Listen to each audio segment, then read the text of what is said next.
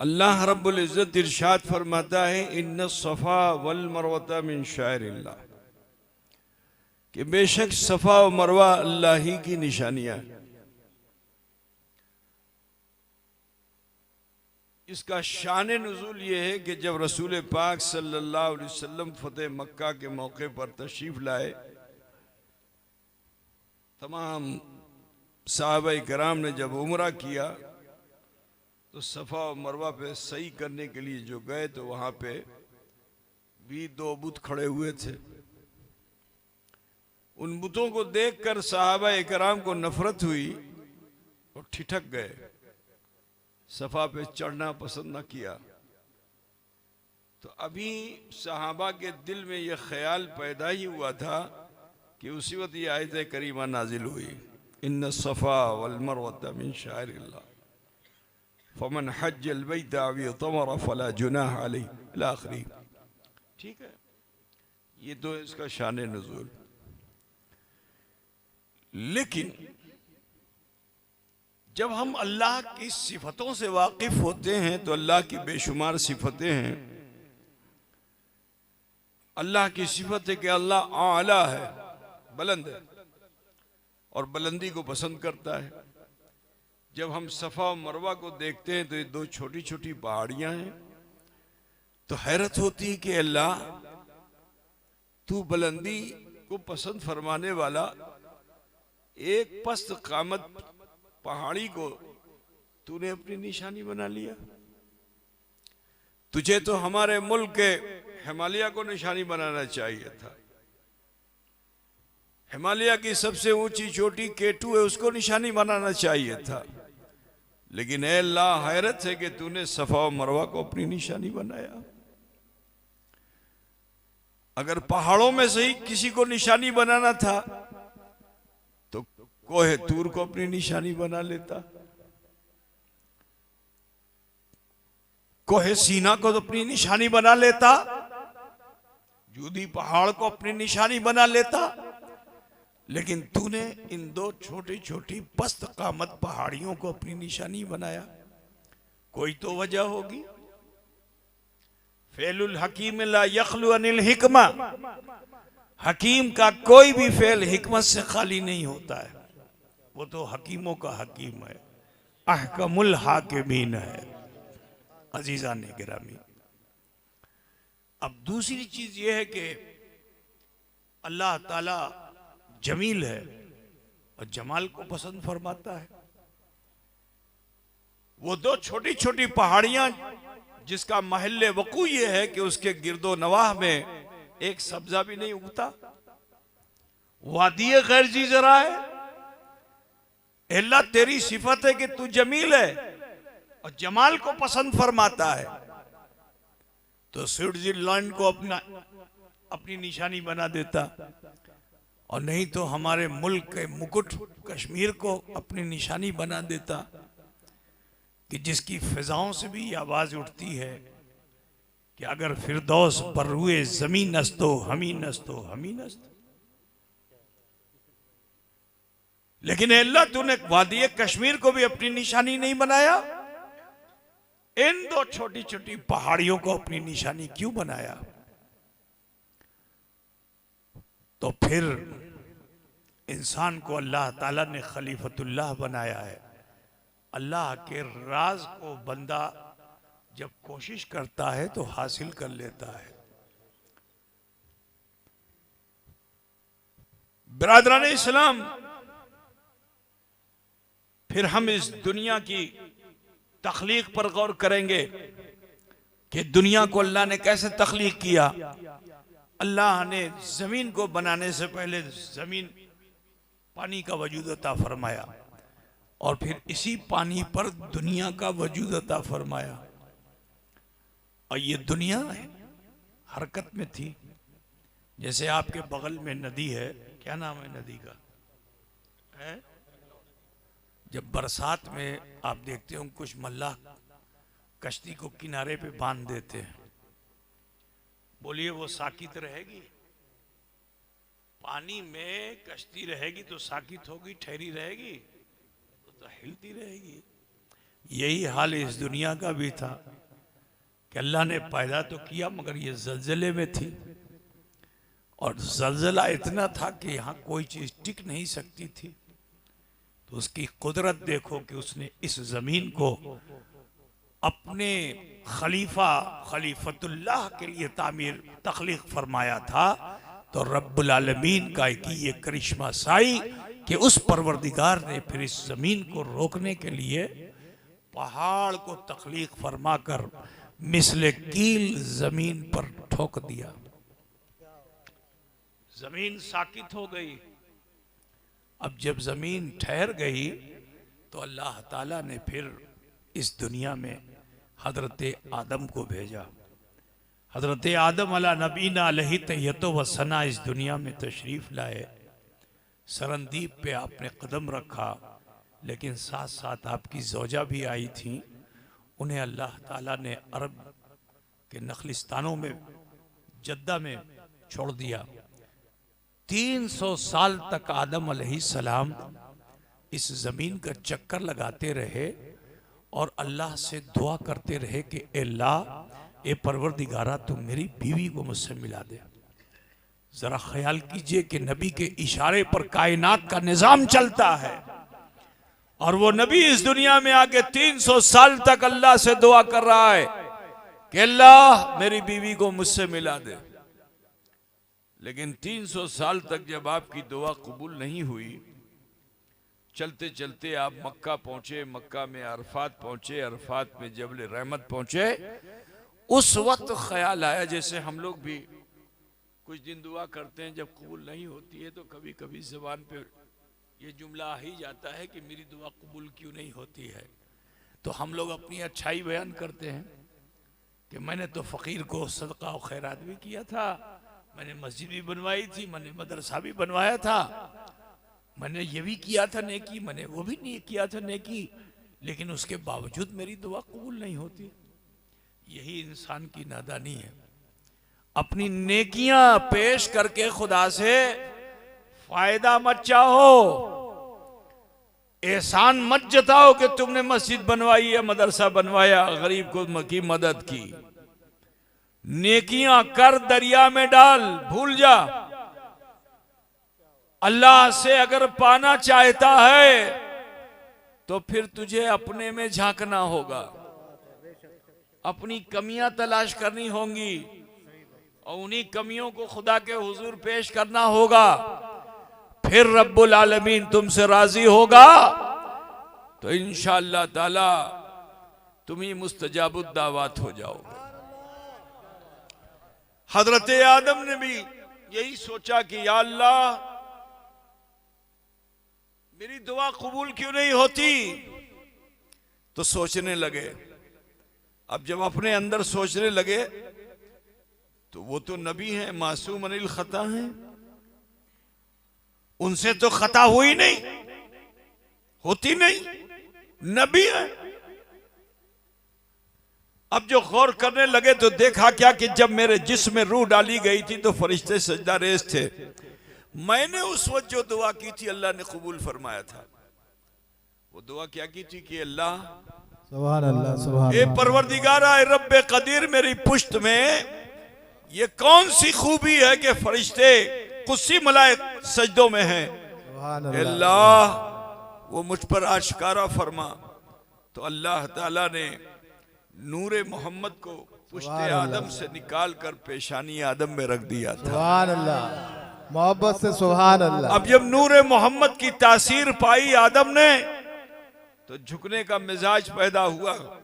अभी इरादा ही किया था कि झुक जाऊं, अल्लाह ने फरमाया आदम तुम न झुको, क्योंकि तुम झुकोगे तो नूरे मोहम्मद झुक जाएगा।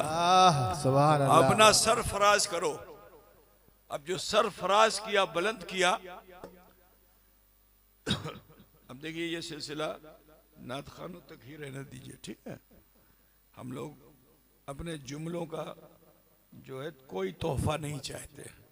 हमें हमारे जुमलों का कोई तोहफा नहीं चाहिए, ठीक है। जिनको मिलना था नसीब से उसको मिल गया है। सुभान अल्लाह। मैं तो अपने रब से उसकी रहमत की खैरात का मुतलाशी हूँ। इसीलिए यहाँ हाजिर हुआ हूँ। ठीक, क्या कहने, सुभान अल्लाह। तो अभी इत्मीनान से बैठिए, बस सुनिए, तो बहुत लंबी बात नहीं करनी है, टाइम कम है। एक तमहीद मैं आपके सामने पेश कर रहा हूँ, उसे गौर से सुनिएगा। ठीक, सुभान अल्लाह, सुभान अल्लाह। समात फरमाइए अजीजों। आदम अलैहिस्सलाम ने गौर किया, झुकना चाहते थे, अल्लाह ने फरमाया ना, सर उठाओ। अब जो सर उठाए तो देखा क्या कि जहाँ अल्लाह का नाम वही मोहम्मद रसूल। सुभान अल्लाह। मालूम क्या हुआ कि दुआ डायरेक्ट कबूल होने वाली नहीं है। वाह, सुभान। डायरेक्ट दुआ कबूल होने वाली नहीं है। दुआ की कबूलियत का जरिया हबीबुल्लाह है, जनाबे मोहम्मदुर रसूलुल्लाह। नारे तकबीर, नारे रिसालत, हुजूर ताजुल औलिया, हुजूर ताजुल औलिया, शहजादा सिमनान कछोछा। अजीज़ाने गिरामी, थोड़ा नारा भी कम लगाइए, ठीक है? समय कम है, इसमें बात ज़्यादा करनी मुझको। पहली बार मैं शाहजहांपुर के इस इलाके में आया हूँ, और ना तारीन जलाल नगर में तो मैं बचपन से आता रहा हूँ। तारीन जलाल नगर है ना आपके वहाँ, और वहाँ जो हाफिज साहब हैं सिलसिले सरवर्दिया के बुजुर्ग, बड़े पाए के बुजुर्ग हैं। आप उनकी शख्सियत को नहीं जानते, समझ रहे हैं? बहुत पाए के बुजुर्ग हैं, सिलसिले सरवर्दिया के बुजुर्ग हैं। मेरे जिद्द करीम हाफिज अहमद हुसैन नाम है ना उनका, हाँ, मेरे जिद्द करीम रहमतुल्लाह, उनका सिलसिला सोख्त हो रहा था, तो मेरे जिद्द करीम ने उनके सिलसिले को महफूज फरमा लिया खिलाफत हासिल करके। आला हजरत कुतुब रब्बानी हम शबीह गौसे समदानी सैयदना शाह अली हुसैन अशरफी जिलानी रहमतुल्लाह ताला अलैह ने उस सिलसिले की हिफाजत फरमाई। आज अल्हम्दुलिल्लाह सिलसिले अशरफिया के ज़रिए से हाफिज अहमद हुसैन साहब का ये सिलसिला जारी हो सारी है बेहमद। तो मैंने एक मालूमाती बात आपके सामने रख दी है ना। तो समाज फरमाइए, जन्नत में भी यही हाल, दरवाजे जन्नत पे भी यही हाल, हर बुलंद मुकाम पे यही हाल देखा, तो इश्क पैदा हो गया कि जो अल्लाह का महबूब है पहले उसको महबूब बनाओ, फिर अपनी बात रखो। सुभान अल्लाह, सुभान अल्लाह। मतलब से खाली पेश मत कर दो। हम लोग की दुआ जो अटकी हुई है मोहल्ला, किसकी वजह कि हम अगर किसी को वसीला भी बनाते हैं तो मतलब से बनाते हैं। पहले आप जिसको वसीला बनाना चाहते हो उसके इश्क में डूब जाओ। सुभान अल्लाह, क्या बात है ना। सुभान अल्लाह। अभी मुफ्ती साहब ने आपको आला हज़रत का एक शेर सुनाया, तुझसे दर दर से सग सग से है मुझको निस्बत। तो इश्क में डूब जाओ तो मर्तबा हासिल होगा, मुस्तजाबुद दावत हो जाओगे। हजरत आदम अला नबीना अलैहि तैयतो व सना अब अल्लाह से दुआ नहीं कर रहे हैं कि अल्लाह मेरी बीवी मिला दे। अब तमन्ना क्या है कि अल्लाह जिस नामे मोहम्मद को तूने दिखाया है उससे मुझको मोहब्बत हो गई है, उससे मुझको इश्क हो गया है। अल्लाह उसकी तस्वीर तो उतार दे। सुभान अल्लाह। अगर तस्वीर नहीं दिखा सकता तो तस्वीर ही दिखा दे। अल्लाह मैं उनकी सूरत देखना चाहता हूँ, मैं उन्हें देखना चाहता हूँ। नाखूनों को साफ कर लिया है मैंने, अल्लाह इसी पे तस्वीर मोहम्मद को उतार दे। आदम अला नबीना अलैहि तो वसना ने जबले रहमत पे जैसे ही ये दुआ की, अल्लाह ने तस्वीर मोहम्मद को नाखूने आदम पे उतार दिया। सुभान अल्लाह, मोहब्बत से सुभान अल्लाह। अब जो उतारा तो आदम ने मांगा था देखने के लिए, तो देखना ही शरीयत है ना।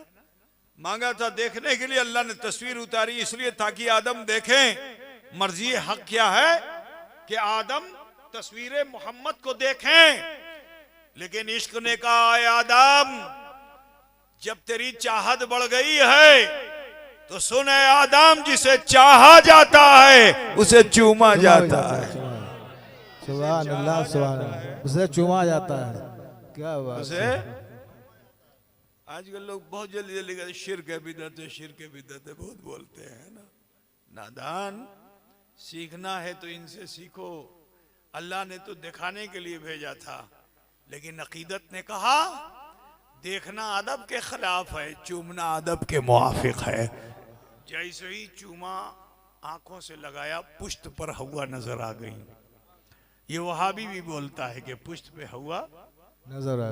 आप बताइए आपके पीछे कौन है, बता पाएंगे आप? क्योंकि आंख तो आपकी आगे, आप मुझे देख के बता सकते हैं, लेकिन आपके पीछे कौन है बता सकते हैं? वहाबी भी कहता है पुश्त पे हवा नजर आई, और फिर ये भी कहता है कि नबी को गैब नहीं, नबी को गायब नहीं। तो जो आपके पीछ के पीछे है उसी को तो गैब कहते हैं ना। छुपा हुआ है वो, उसे आप नहीं देख रहे हो, ठीक है। और बोलता क्या है कि पुश्त के पीछे नजर आई। अरे नादान, जब बोली तेरी ऐसी है तो दिल को भी सही कर लेना कि नबी वो होता है कि वो जैसे आगे देखता है ऐसे ही पीछे देखता है। सुभान अल्लाह। और कोई गैब क्या तुमसे नेहा हो भला, जब ना खुदा ही छुपा तुम पे करो। सुभान अल्लाह, सुभान अल्लाह। और कोई गायब किया? सुभान। अच्छा, वे दोनों का मिलन मियाँ बीवी का जन्नत में मिले थे, दुनिया में मिले। फितरी तौर पर जिससे मोहब्बत होती है, जब उससे मुलाकात होती है तो हया आती है। इश्क मजाजी हो या इश्क हकीकी हो, हया आती है। अब जो हया आई आदम और हव्वा को, दोनों ने अपनी निगाहों को जो झुकाया तो देखते क्या है कि वहां एक पत्थर जो आदम के कदमों से चिमटा हुआ है, और वो भी यही मिजाज दे रहा है, आवाज दे रहा है कि आदम, मैंने आपसे सीख लिया है, मैं तो जन्नत से आपकी चाहत लेकर दुनिया में आया, पीछे पीछे फिरता रहा, लेकिन आज मुझे आपने सबक दे दिया कि तस्वीर मोहम्मद को देखा नहीं, चूमा, तो मेरे दिल में भी आपका इश्क है, और इश्क यही कहता है कि जिसे चाहा जाता है उसे चूमा जाता है। नारे तकबीर, नारे रिसालत, हुजूर ताजुल औलिया। सुभान अल्लाह, सुभान। कदम को चूम रहा था, लेकिन जो बड़े होते हैं ना वो किसी को छोटा नहीं रहने देते, ठीक है। जो बड़े होते हैं उस जर्रे को भी आफताब बनाने की सोचते हैं।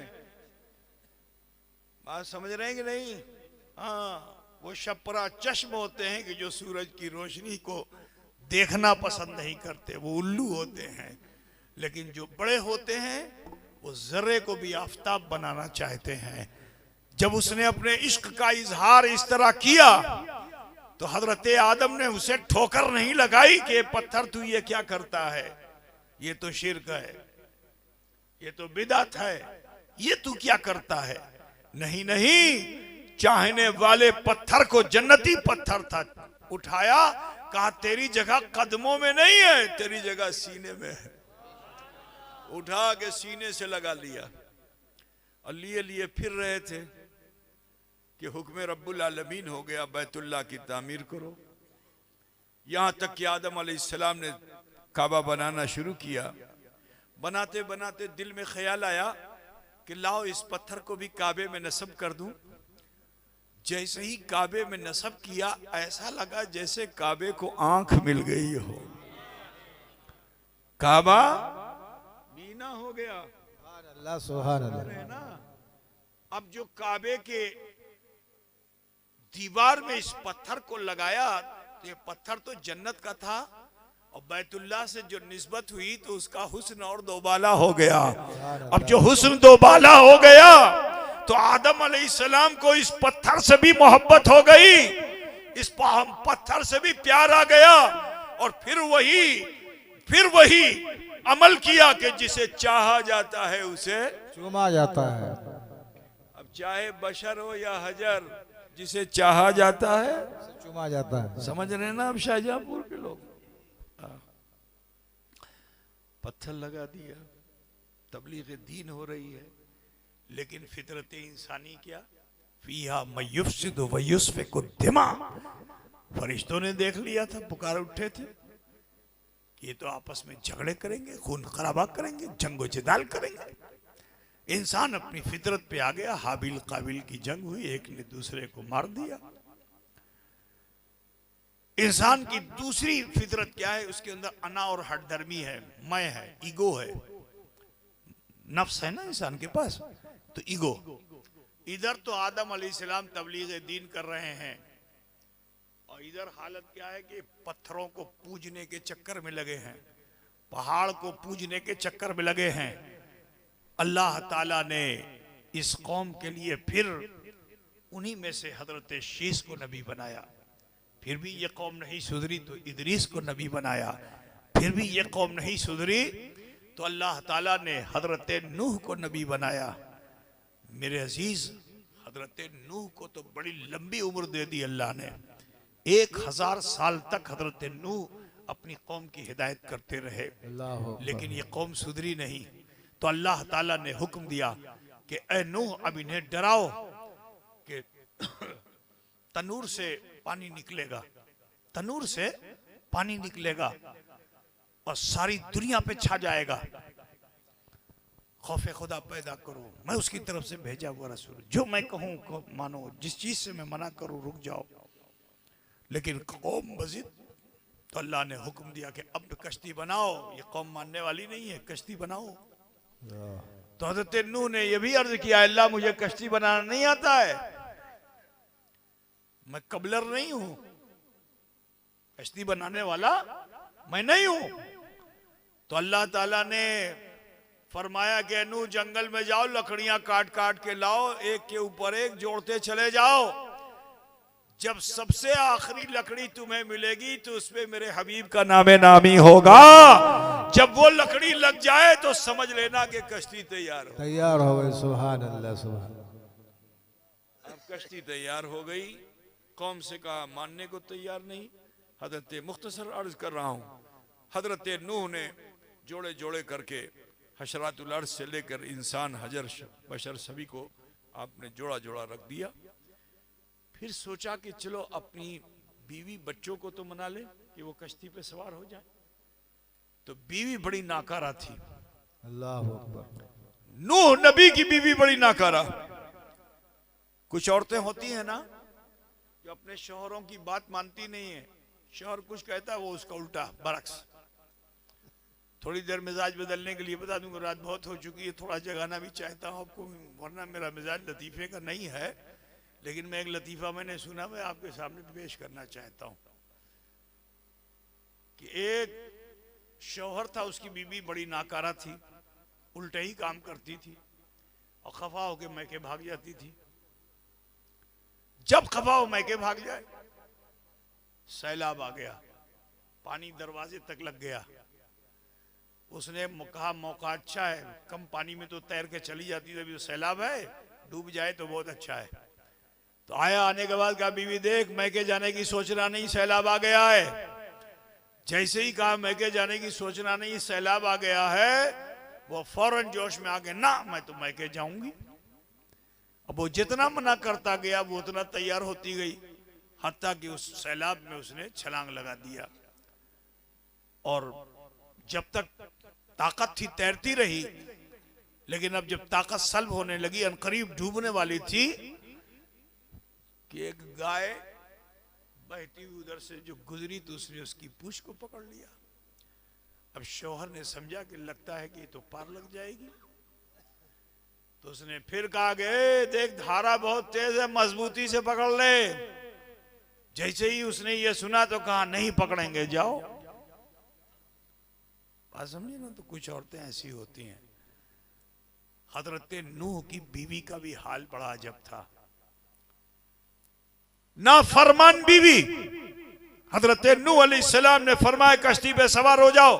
कहा मुझे ऐसी कश्ती पे नहीं सवार होना है जिसकी कोई नकेल ना हो, जिसकी कोई स्टीयरिंग नहीं हो, मैं पहाड़ पे चली जाऊंगी। कहा कोई पहाड़ नहीं बचेगा।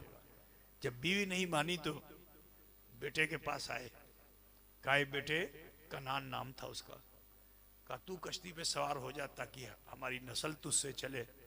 उसने भी इनकार कर दिया। मैं यहां ये बात जो कुरान से आपके सामने रख रहा हूं उसका मफहूम ये बताना चाहता हूं कि देखो, हजरत शीस आए, हजरत इदरीस आए, लेकिन अल्लाह ताला ने उस कौम को तबाह नहीं किया। उन्होंने कुफ्र और शिर्क भी किया था मगर तबाह नहीं किया। तबाह कब हुए कि जब शौहर की बीवी नाफरमान हो गई। गौर से सुनिएगा, शौहर की बीवी, हजरत नूह की बीवी नाफरमान, बेटा नाखलफ। तो जब बेटा नाखलफ हो गया, बीवी नाफरमान हो गई, तो अल्लाह इतना गजबनाक हुआ कि उसने तनूर से पानी जाहिर किया जो पूरी दुनिया पे छा गया, कुछ ना बचा। बात समझ रहे आप, सब खत्म हो गया। लेकिन यही पानी मक्का भी पहुंचा और जाके दीवारे काबा से, मैं तो नहीं कहूंगा कि वो ठोकर लगा रहा था, वो पानी भी काबे को चूम रहा था।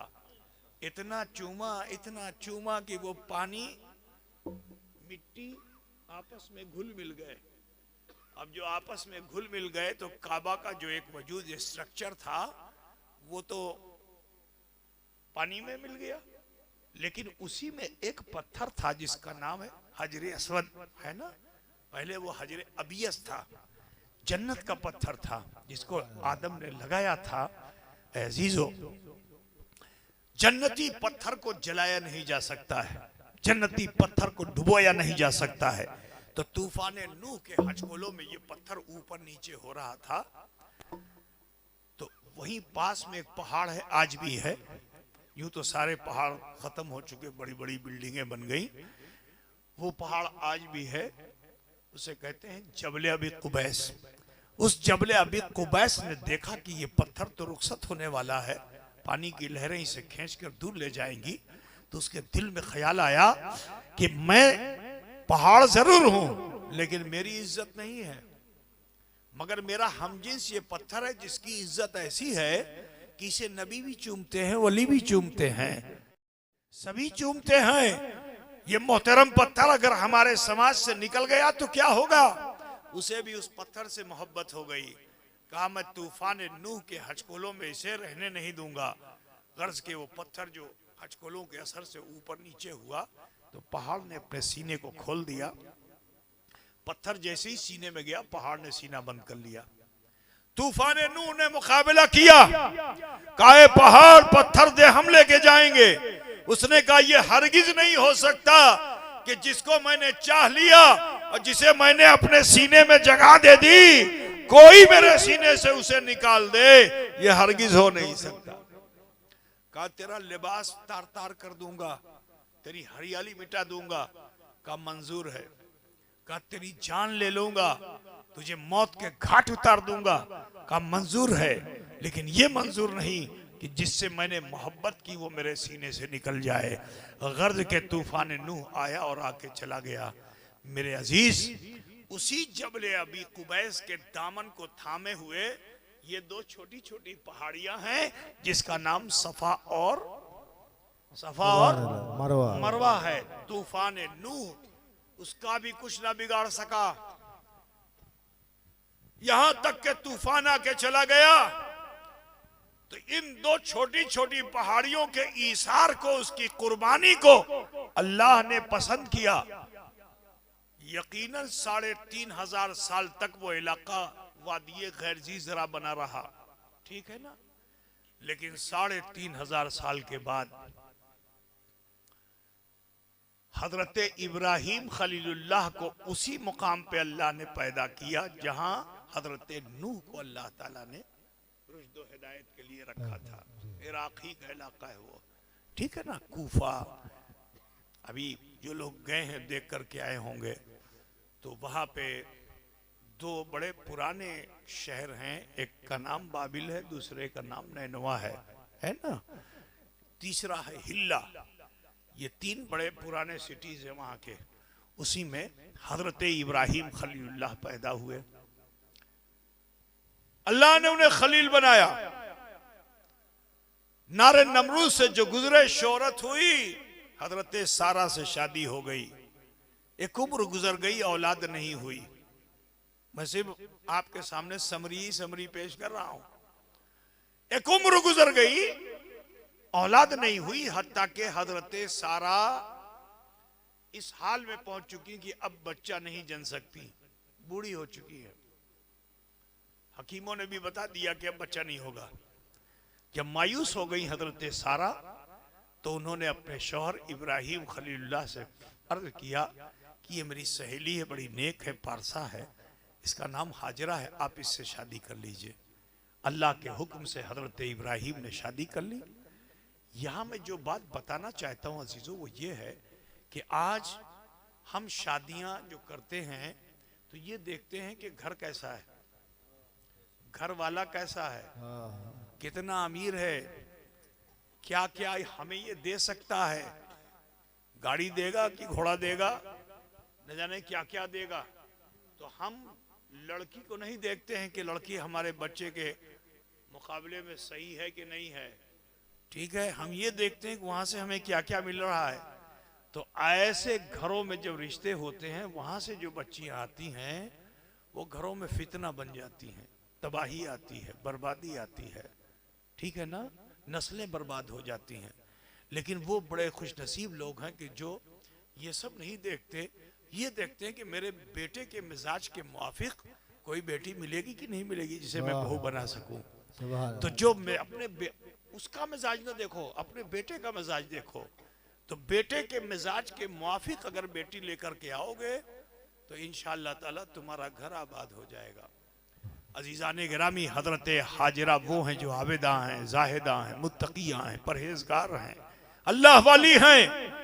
जैसे ही ये रिश्ता हुआ घर में रहमतों बरकतों का नुज़ुल, हजरत हाजिरा का कदम पड़ा ही था, मुबारक कदम पड़ा था कि हजरत हाजिरा खुद हमल से हो गई और उधर वो सारा जो मायूस हो चुकी थी उनके बतन में भी हजरत इसहाक आ गए। सुभान अल्लाह। अब जो खुद वो हामिला हो गई तो एक शौहर की अगर दो बीवी हो तो उसको क्या बोलते हैं आपके वहां? मिसाल के तौर पर आपकी अगर दो बीवी हो तो दोनों का निस्बत क्या होगी बताइए? अभी मौलाना बोले वही बोलते हैं कि कुछ और बोलते हैं?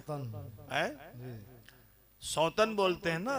और जो सौतनों का मामला ये है कि चाहे जितनी बड़ी मुत्तकिया हो मगर झगड़ा जरूर करती हैं, है ना। ये तो सिर्फ रसूलुल्लाह सल्लल्लाहु अलैहि वसल्लम से निस्बत रखने वाली मुक़द्दस अज़वाज मुतहरात हैं। सुभान अल्लाह, सुभान अल्लाह। कि सब एक दूसरे की कदर करने वाली हैं।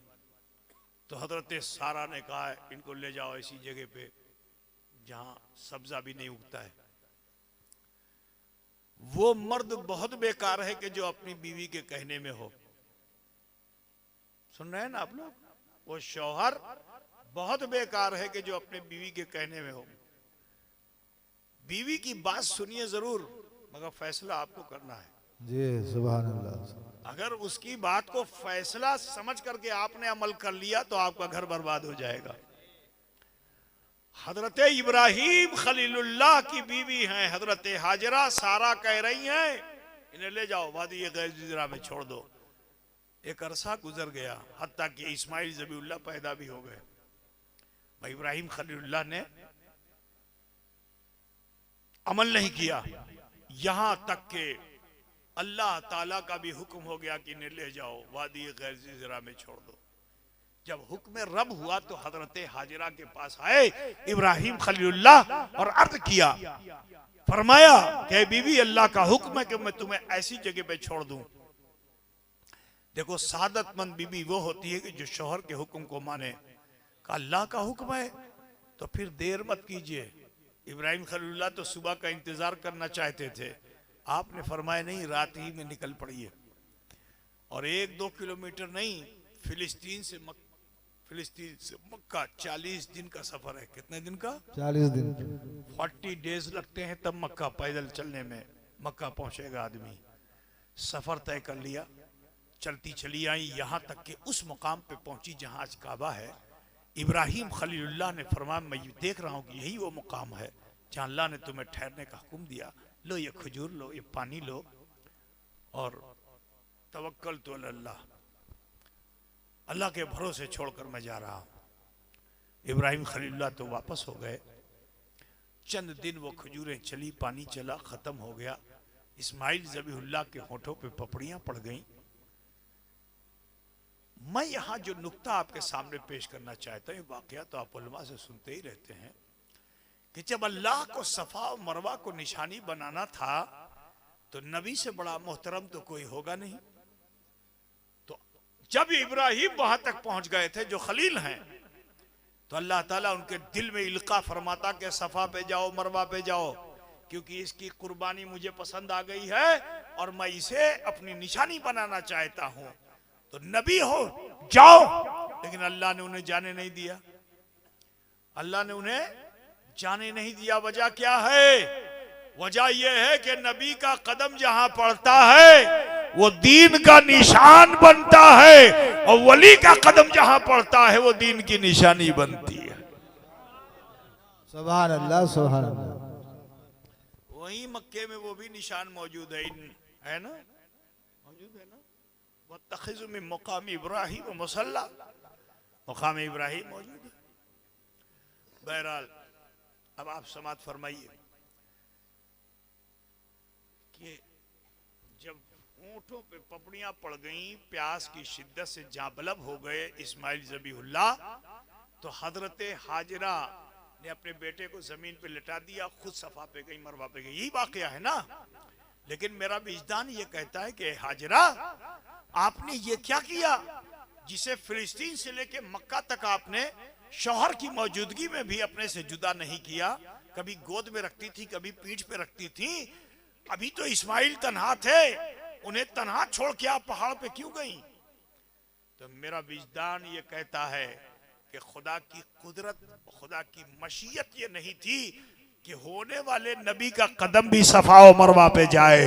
होने वाले नबी इस्माइल ज़बीहुल्लाह होने वाले नबी हैं, तो अल्लाह ने ये नहीं चाहा कि इस्माइल का कदम वहां पहुंचे, क्योंकि अल्लाह जमाने को ये बताना चाहता है कि जो मेरा वली होता है उसका रुतबा ये है कि वो जहां कदम रख देता है मैं उसे अपनी निशानी बना देता हूं। सुभान अल्लाह, सुभान अल्लाह। तो हजरत हाजरा कभी सफा पे, कभी मरवा पे, कभी सफा, 7 चक्कर लगाया, चप्पे चप्पे पे कदम रख दिया। यहाँ जो एक पॉइंट देना चाहता हूँ सुनो।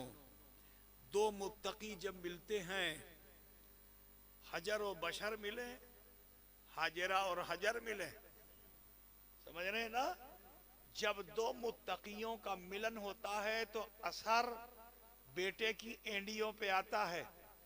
गौर से सुनिएगा कि हजर का हाजरा से जब इत्तेसाल हुआ तो इस इत्तेसाल का असर इस्माइल की एंडियों पर पानी की शक्ल में जाहिर हुआ, जिसे हम जमजम कहते हैं, है ना भाई? सुन रहे हैं ना आप? यहां एक बात बता दूं, देखो पानी वहां भी जाहिर हुआ था, नूह अलैहिस्सलाम के जमाने में भी पानी जाहिर हुआ था, हजरत इब्राहिम खलीलुल्लाह के जमाने में भी पानी जाहिर हुआ, लेकिन दोनों में फर्क है। वहां नाकारा लोग थे तो वो पानी अजाब बन गया, और यहाँ सादतमंद लोग थे तो ये पानी सवाब बन गया, रहमत बन गया, बरकत बन गया। सुभान अल्लाह। यही से मैं बस रुख फेर कर आपको बताना चाहता हूं कि अभी आपने तो बहुत गुफ्तगू सुनी गौसे पाक की, मैं उस तफसील में जाना नहीं चाहता कि गौसे पाक के माँ बाप कैसे थे। माँ बाप कैसे थे? सुभान अल्लाह। ऐसे थे कि उनकी कुन्नियत हो गई अबू स्वाले, ऐसे थे कि उनकी कुन्नियत हो गई उम्मुल खैर। तो जब अबू स्वाले मूसा जंगी दोस्त और उम्मुल खैर सैयदा फातिमा का मिलन हुआ, तो इस मिलन का असर अब्दुल कादिर की एंडियों पर जाहिर होता है। दादा ने बचपन में असर दिखाया था और पोते ने जवानी पे असर दिखाया कि कदम ही हाज़ही अला रग़बत कुल्ले वलील्लाह, कि मेरा ये कदम तमाम वलियों के कांधे। नारे तकबीर, नारे रिसालत, हुजूर ताजुल औलिया, जानशीन हुजूर अशरफुल औलिया। सुभान अल्लाह, सुभान अल्लाह। तो अजीज़ान गिरामी, जरूरत सिर्फ किस्से और कहानी सुनने की नहीं, करामतें सुनने की नहीं है। जरूरत इस चीज की है कि हम उनकी जिंदगी से रोशनी लें, बेशक अपने मामूलात जिंदगी में बदलाव लाए, अपनी तहजीब को बदलिए, आज हम लोगों के पास अक्सर शिकवा लेके माँ बाप आते हैं, हुजूर हमारा लड़का बड़ा नाकारा हो गया, खर्चा पानी नहीं देता और कुछ कहो तो गालियां भी देता है। मैंने कहा नादान इंसान, ये तेरे अमल का असर है, ये तूने जवानी में जो किया बुढ़ापे में पा रहा है। तो अगर चाहते हो कि तुम्हारा बेटा अच्छा हो, किसी चीनी से ठीक नहीं होगा, किसी आए तो सूरज से भी ठीक नहीं होगा। अपने बच्चे को अगर सुधारना चाहते हो तो अभी वक्त है, अभी मरे नहीं हो, तौबा कर लो। मौत नहीं आई, तौबा कर लो। अपने माजी के गुनाहों को ढूंढो और ढूंढ कर अल्लाह से माफी मांगो। अपनी इस्लाह तुम भी करो, अपनी बीवी की भी कराओ। बखुदा कहता हूं कि अगर तुम सही हो गए तो वो नाकारा बेटा फिर नाकारा नहीं रहेगा, वो लौट कर तुम्हारी तरफ आएगा और तुम्हारी खूबियों को हासिल करके वो भी नेक हो जाएगा। बात समझ रहे ना? तो आज जरूरत इस चीज की है कि हम अपने मामूलाती जिंदगी में बदलाव लाएं, डरें, खौफ खुदा पैदा करें और शरीयत के मुताबिक अपनी जिंदगी को जीने का सलीका हासिल करें। आज हमें जरूरत है कि हम अपने समाज की इस्लाह करें। सिर्फ ये नाज मत करो कि हम गौसे आजम के मुरीद हैं तो जन्नत हमारी है। अभी ये नाज पढ़ते पढ़ते कहता था कि जन्नत हमारी है। अभी पढ़ रहा था ना, मैं बताया कि जन्नत में हम जरूर जाएंगे, जन्नत में जाओगे जरूर निस्बत से, लेकिन अगर अमल अच्छे नहीं है तो सजा जरूर पाओगे। बात समझ गए ना? तो लिहाजा आखिरी वक्त में बस अब आगे बात और नहीं करनी है, बस इतना आपको बताना है कि आप चाहते हो कि आपकी जनरेशन अच्छी हो तो पहले आप खुद अच्छे बनिए, पहले आप खुद से सही बनिए। आप दुरुस्त हो जाएंगे, आपकी जनरेशन सही हो जाएगी। वक्त में देरी मत करना चाहिए, कब मौत आ जाए कुछ नहीं कहा जा सकता है। नबी रहमत सल्लल्लाहु अलैहि वसल्लम ने इरशाद फरमाया कि तूबू क़ब्ल अन तमूतू, तौबा कर लो इससे पहले कि मौत आ जाए। अभी अल्लाह ने हमें हयात बख्शी है, हम गौसे आज़म की महफिल में बैठे हुए हैं, वो हमारे हाथ को खींच कर जन्नत में ले जाएंगे, वो दस्तगीर हैं। लेकिन कम से कम हम इस लायक तो बने कि अपने हाथ को तो पाक कर लें। गौसे आजम के हाथ में अपना नापाक हाथ क्यों दोगे? तो अपने हाथ को तो पाक कर लो, अपने आप को तो पाक कर लो अजीजों। तो लिहाजा मैं आप सबको ये दावत देना चाहता हूं, क्योंकि मेरा ताल्लुक खानका से है और ऐसी खानका से है, यूं तो खानकाहें बहुत हैं, लेकिन उन खानकाहों में कहीं चिश्तियत है तो कहीं कादरियत है तो कहीं नक्शबंदियत है, कहीं सोहरवर्दियत है, लेकिन हिंदुस्तान में वाहिद खानका है खानका अशरफिया कि जो तमाम सलासिल के फैजान को समेट कर गुलदस्ता बनी हुई है। समझ रहे ना? यहाँ कादरियत भी है, चिश्तियत भी है, नक्शबंदियत भी है, सोहरवर्दियत भी है। 110 सिलसिलों का फैज सिलसिले अशरफिया में बाकी है, अल्हम्दुलिल्लाह। सुभान अल्लाह, सुभान अल्लाह। 110। इसलिए मैं जब कहीं जाता हूं तो अपने को सिर्फ फख्र से ये नहीं कहता कि मैं कशौशे शरीफ से आके नुमाइंदगी कर रहा हूं, नहीं, मैं हर हक खानकाह का नुमाइंदा बन के आपके दरमियान आया हूं और आप सबको एक तालीम देना चाहता हूं, वो ये है, और यही तालीम हर खानकाह में है। इसमें कहीं किसी ने जर्रा बराबर भी अपनी मर्जी नहीं लगाई है। हर खानकाह की तालीम क्या है? मुराकबा और मुहासबा। खुदा को भूले हुए याद करो, अल्लाह तुम्हें देख रहा है। अगर ये एहसास बेदार हो जाए कि अल्लाह मुझे देख रहा है, आप मुझे बताओ कि फिर जसारत होगी जुर्म करने की, खता करने की? बोलिए, होगी? तो ये एहसास मुर्दा हो गया जिसकी बुनियाद पे हम खताएं कर रहे हैं। खानका उसी एहसास को जिंदा कराने की जगह है। वहां ये तालीम दी जाती है मुराकबा करो। मुराकबे मतलब अल्लाह की तरफ अपनी लौ लगाओ और सोचो कि वो तुम्हें देख रहा है। पहली सूरत तो ये होनी चाहिए कि तुम उसे देख रहे हो, लेकिन अभी तुम इस लायक ही नहीं हो कि तुम उसे देख सको। तो दूसरी सूरत यह है कि खुदा तुम्हें देख रहा है। ये आसान है, इसको जरूर कीजिए, मुराकबा। दूसरी चीज क्या है? मुहासबा। आप अपनी अना में मस्त हो, समझते हो मुझसे अच्छा कोई नहीं है, लेकिन तुम्हारी रोजाना 10-20 बुराई कोई ना कोई बयान जरूर करता है। तुम बड़े खुशफहमी में मुब्तला हो कि मैं बड़ा हसीन हूँ, बड़ा अच्छा हूँ, मेरी बहुत अच्छी जिंदगी जी है, लेकिन तुम्हारे पीछे खड़ा हुआ तुम्हारे ऐब बयान कर रहा है कि इसका कान टेढ़ा है तो इसका बाल उड़ गया। मैं समझे ना, कोई ना कोई ऐब तुम्हारा वो जरूर बयान कर रहा है पीछे वाला। तो है अजीजो, जरूरत इस चीज की है कि हम खुद अपने ऐब को देखें, दूसरे क्यों देखें। हम खुद अपने ऐब को देखें और अपनी कमियां तलाश करके अपने रब की बारगाह में पेश करें। अल्लाह का फरमान है, या अय्युहल्लज़ीना आमनू तूबू इलल्लाहि तौबतन नसूहा, कि ऐ ईमान वालो अल्लाह की बारगाह में तौबा करो, तौबा नसूहा करो। और जब आप तौबा कर लेते हो तो मेरे रसूल कैसे करीम हैं, फरमाते हैं अत्ताइबु मिनज़्ज़म्बि कमन ला ज़म्ब लह, गुनाहों से तौबा करने वाला इंसान ऐसा हो जाता है गोया उसने कोई गुनाह किया ही नहीं।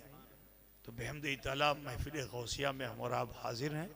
आओ तरीक़े क़ादरिया, चिश्तिया, नक्शबंदिया सब एक ही है, जिसे हासिल करने के लिए हम इस्तियानत तलब करें गौसे आज़म की, और उन्हीं के तरीक़े पर हम मुराक़बा और मुहासबा करें। क्यों भाई, करेंगे आप हज़रात? तो दो जानू बैठ जाइए जैसे नमाज में बैठते हैं, नमाज में जैसे बैठते हैं ऐसे बैठ जाइए। मैं आपको तरीक़ा बता के जाता हूँ, अल्लाह करे कि आप इस पर कायम रहें और रोज़मर्रा की ज़िंदगी में भी इसी तरह 2-5 मिनट अपने लिए निकालें। अब जब आप इस हाल में आ चुके हैं तो अपने हाथों को नाफ पे बांधिए, और अगर औरतें सुन रही हैं तो वो सीने पे हाथ बांधे जैसे नमाज में, और सभी लोग अपनी अपनी आंखें बंद कर लीजिए और सोचिए कि अल्लाह मुझे देख रहा है। जब ये एहसास आपका बेदार हो तो फौरन फिर अपनी ज़िंदगी में झांकिए, मुहासबा कीजिए कि मैंने बचपन में क्या किया, जवानी में क्या किया, बुढ़ापे में क्या किया। तो ये दिल आपको आपकी नेकियां नहीं दिखाएगा, आपके ऐब, आपके ख़ता, हुकूकुल्लाह में, हुकूकुल इबाद में अगर कोई कोताही आपने की होगी ज़िंदगी में तो ये दिल दिखाएगा। और जब ये दिल दिखा दे तो उसे जमा करके मत रखिए, फौरन रब्बुल आलमीन की बारगाह में दिल ही दिल पेश कर दीजिए। इंशाअल्लाह ताला अगर पहाड़ के बोझ के बराबर भी गुनाह होंगे तो अल्लाह उसे माफ़ फरमा देगा। बिस्मिल्लाहिर्रहमानिर्रहीम।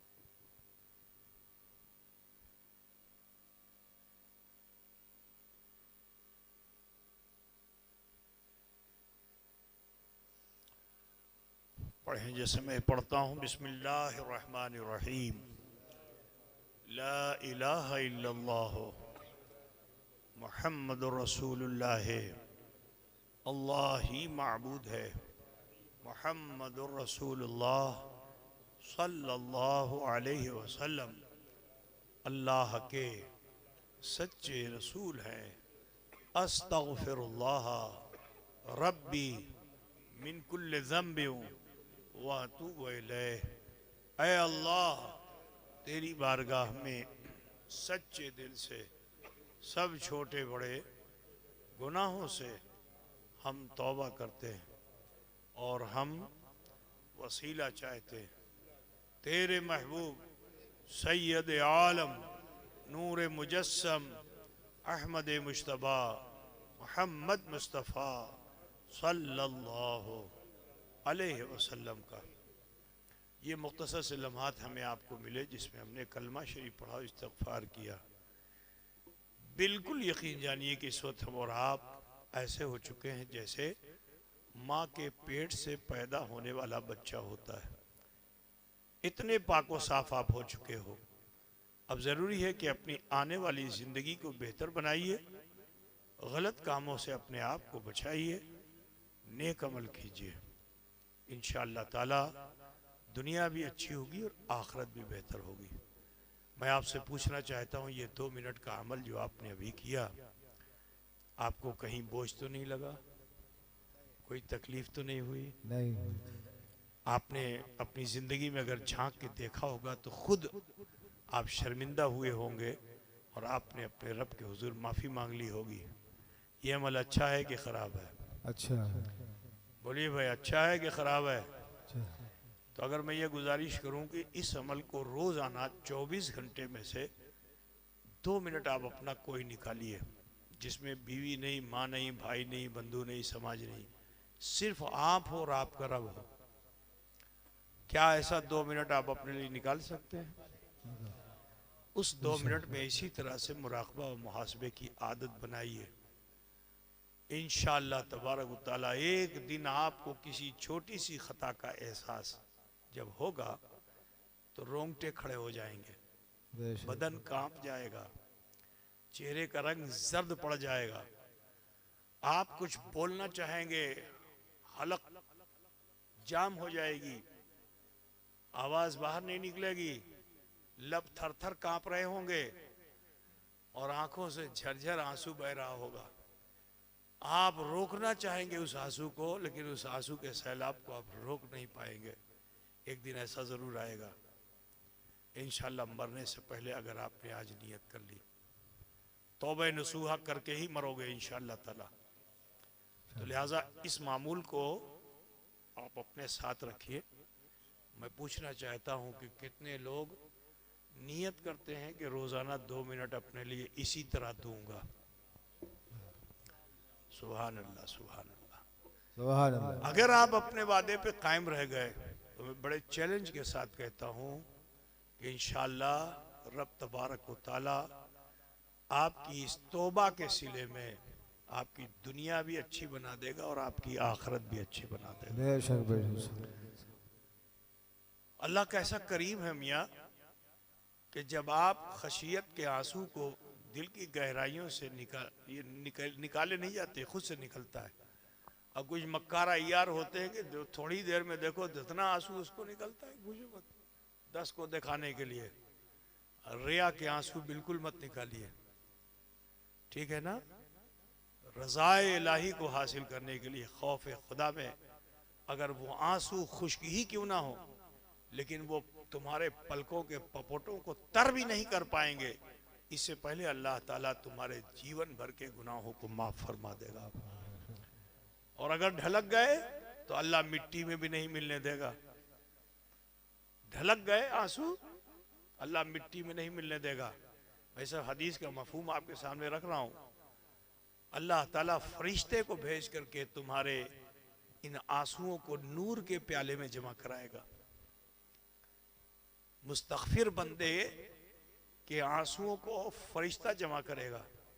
सुनो, एक रवायत में आपके सामने हदीस की पेश कर देता हूं कि कल मैदान महशर शाफ़ई यौमुन नुशूर अहमद मुश्तबा मोहम्मद मुस्तफ़ा सल्लल्लाहु अलैहि वसल्लम के बगैर शफात के हमारी बख्शिश होने वाली नहीं है, ठीक है ना? हुजूर शफात अपनी उम्मत की फरमाएंगे लेकिन एक जमात ऐसी होगी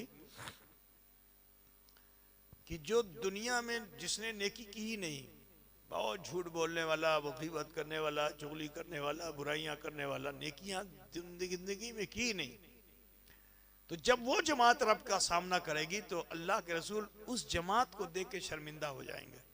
अल्लाह इतना हुजूर शर्मिंदा होंगे कि आप अपने सरे अनवर को, चेहरे अनवर को झुका लेंगे, चेहरा मुज़महिल हो जाएगा।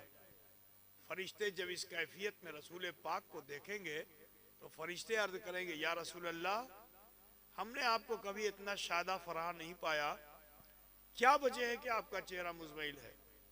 तो हुजूर तो हया वाले हैं। फरिश्ते की इस बोली पे हुजूर और अपने सर को झुका लेंगे। फरिश्ते हुजूर की इस कैफियत को देखेंगे और फिर अर्ज करेंगे, या रसूल अल्लाह, अगर आप इजाजत दें तो इन गुनहगार बंदों की सिफारिश हम अल्लाह की बारगाह में पेश करें। मेरे रसूल मैदान महशर भी किसी का एहसान लेने वाले नहीं हैं। वाह। अल्लाह के रसूल खामोश रहेंगे, उनकी खामोशी गोयाई तस्लीम करके फरिश्ते अल्लाह रब्बुल इज़्ज़त की बारगाह में हाजिर होंगे और अर्श के पाए को थाम करके अल्लाह से अर्ज करेंगे कि ए अल्लाह, ए परवरदिगारा, ए रब्बे कदीर, अपनी रहमत हमारी तरफ मुल्तफित कर दे। अल्लाह ताला उन फरिश्तों को देखेगा, इरशाद बारी ताला होगा, ए फरिश्तों बताओ तुम्हें क्या हाजत है। तो फरिश्ते अर्ज करेंगे कि अल्लाह, तेरे हुक्म पर हमने रुकू सुजूद क़याम कूद किए, तस्बीहात की, तूने हमें हुक्म दिया था दुनिया में जाने का, हम दुनिया में गए तेरे उन बंदों के पास कि जिन्होंने जुर्म गुनाह खता बहुत किए थे, लेकिन लौट आए थे तेरी तरफ और तुझसे माफ़ी मांग रहे थे, उनकी आंखों में आंसू आ गए थे। ए अल्लाह, उन आंसुओं को जमा करने का तूने हमें हुक्म दिया था। ए अल्लाह, ये नूर का प्याला लेके हम तेरी बारगाह में हाजिर हैं। ए अल्लाह, जब इन आंसुओं के बदले तूने उन्हें बख्श दिया, आज जिसे तू सजा दे रहा है ये उन्हीं मगफूर शुदा बंदों के अजीज व कारिब हैं। ए अल्लाह, इन आंसुओं के बदले उन गुनहगार बंदों को माफ फरमा दे। रहमत हक बहाना मी जोयद, इरशाद बारी ताला होगा कि फरिश्ते अजाब, जहन्नम की जंजीरें काट दो, मेरी रहमत ये गवारा नहीं करती कि मेरा कोई बंदा दुनिया में अपने गुनाहों की माफी मांग कर अश्कबारी कर चुका हो और उसके आंसू वसीले के तौर पर पेश किए जाएं। नहीं नहीं, इन आंसुओं के बदले मैंने इन गुनहगार बंदों को माफ फरमा। सुभान अल्लाह, सुभान। तो अजीजों, अपने आंसुओं की कद्र जानो, बेकार इसे रायगा मत जाने दो। मगरमच्छ के आंसू कभी मत बहाओ, अय्यारी के आंसू मत बहाओ, तन्हाइयों में, खिलवत में। ये अश्क बारी कहाँ हो? खिलवत में हो, तन्हाई में कोई देख ना सके। आजकल कुछ लोग हैं कि जो महफिलों में खूब आंसू बहाते हैं और हुजरे में जाते हैं तो खूब मुस्कुराते हैं। समझ रहे हैं ना? ऐसे अय्यारों से जरूर बचिए।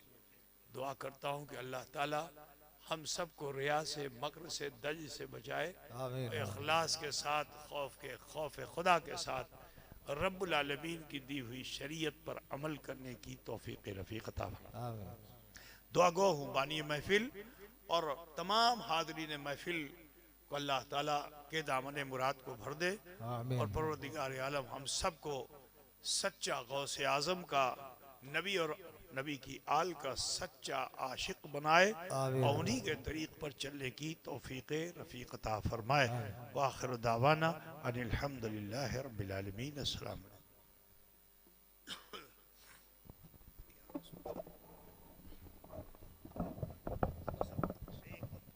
या नबी सलाम अलैका या रसूल